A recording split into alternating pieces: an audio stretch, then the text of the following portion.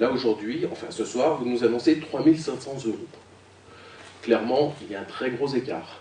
Pour les petits commerçants, la pilule reste toujours amère. Comme ses collègues, Laurent Wroblewski attendait beaucoup du dernier comité syndical qui devait revoir les bases minimums pour le calcul de la cotisation foncière des entreprises. Cotisation qui, pour certains, a augmenté de 500% en un an, comme c'est le cas pour cet agent immobilier qui a payé 307 € en 2011 et devait s'acquitter de 1 694 € en 2012.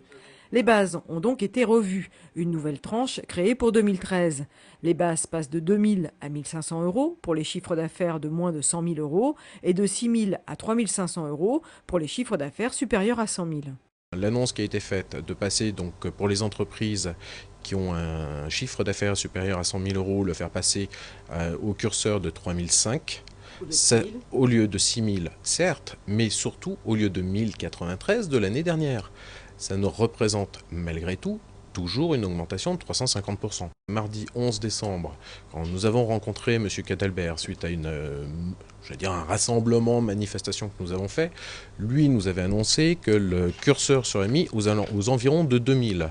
Et on lui a fait préciser plusieurs fois volontairement de telle façon que le chiffre soit bien donné.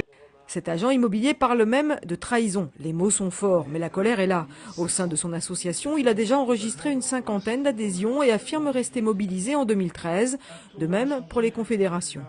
On demandait qu'il y ait un geste sur la CFE. Il est fait. Bon, malheureusement, il est clair que les TPE, les PME considèrent qu'on paye encore trop, puisque certains d'entre elles payent plus que 200-250% malgré la baisse des montants qui ont été indiqués aujourd'hui.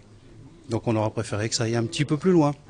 Aujourd'hui, on a une contribution qui est en dessous de la moyenne du département des Yvelines, ce qui est important.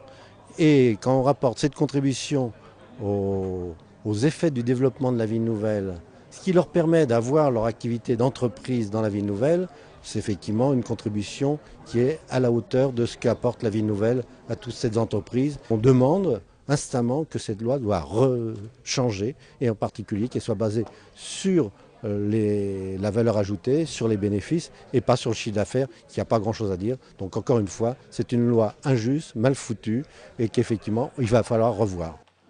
Dans ce sens, une motion a été ajoutée en fin de débat pour demander que le taux d'effort ne se base plus sur le chiffre d'affaires, mais sur la valeur ajoutée ou le bénéfice net de l'entreprise.